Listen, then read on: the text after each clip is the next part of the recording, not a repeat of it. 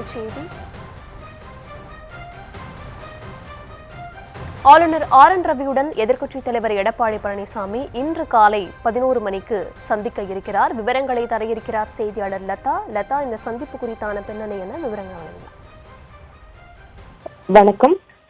எதிர்க்கட்சி தலைவரும் அதிமுக பொதுச் செயலாளருமான எடப்பாடி பழனிசாமி இன்று காலை 11 மணி அளவில் ஆளுநர் RN ரவியை கிண்டியில் இருக்கும் மக்கள் மாளிகையில் வைத்து சந்திக்க இருக்கிறார். இந்த சந்திப்பின் போது திமுக அமைச்சர்கள் மீதான அந்த ஊழல் தொடர்பான ஆவணங்களை ஆளுநரிடம் சமர்ப்பித்து இவர்கள் மீது நடவடிக்கை எடுக்க வேண்டும் என்ற வகையில அந்த மனுவை கொடுக்க இருப்பதாக தகவலாக நமக்கு கிடைத்திருக்கிறது.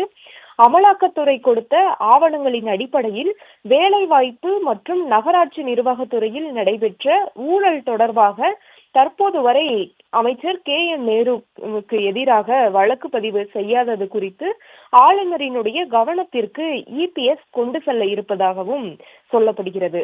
மேலும் கடந்த ஆண்டு நீர்வளத்துறை அமைச்சர் துரைமுருகனுக்கு எதிராக அந்த மணல் கொள்ளை வழக்கில் சுமார் 3000 கோடி முறைகேடு நடந்தது தொடர்பாகவும் தமிழக அரசு நடவடிக்கை எடுக்கவில்லை என்ற ஒரு விஷயத்தையும் ஆளுநரினுடைய கவனத்திற்கு EPS கொண்டு செல்ல இருப்பதாக தகவலாக நமக்கு கிடைத்திருக்கிறது. மேலும் தமிழகம் முழுவதும் 14 திமுக அமைச்சர்கள் தொடர்புடைய அந்த முறைகேடுகளுக்கான ஆதாரங்களையும் ஆளுநர் RN ரவியிடம் EPS வழங்க இருப்பதாகவும் மேலும் அமலாக்கத்துறை ஆவணங்களின் அடிப்படையில் வேலைவாய்ப்பு மற்றும் நகராட்சி நிர்வாகத்துறை தொடர்பான அந்த ஊழல் தொடர்பான லஞ்ச ஒழிப்புத்துறைக்கு வழக்கு பதிவு செய்ய ஆளுநர் உத்தரவிட வேண்டும் என்ற ஒரு கோரிக்கையும் EPS ஆளுநரிடம் வைக்க இருப்பதாக சொல்லப்படுது.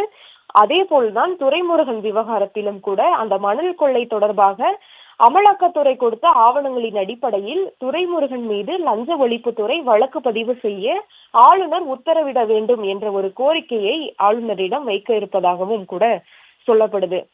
இப்படி திமுக அமைச்சர்கள் மீதான அந்த ஊழல் புகார்கள், ஊழல் குற்றச்சாட்டு விஷயங்களை கையில் எடுத்திருக்கக்கூடிய EPS அவர்கள் மீதான அந்த லஞ்ச ஒழிப்புத்துறை அதாவது அமலாக்கத்துறையினுடைய ஆவணங்கள், அவர்கள் மீதான அந்த ஊழலுக்கான ஆவணங்கள், ஆதாரங்களை எல்லாம் கையில் எடுத்துக்கொண்டு அதையெல்லாம் ஆளுநரிடம் சமர்ப்பித்து இவர்கள் மீது நடவடிக்கை எடுக்க வேண்டும். இவர்கள் மீது தற்பொழுது வரை தமிழக DGP அந்த வழக்கு பதிவு செய்யவில்லை. எனவே அவர்கள் மீது வழக்கு பதிவு செய்து உரிய நடவடிக்கை எடுக்க வேண்டும் என்ற ஒரு கோரிக்கையை மனுவாக அவர் வழங்க இருப்பதாக சொல்லப்படுகிறது.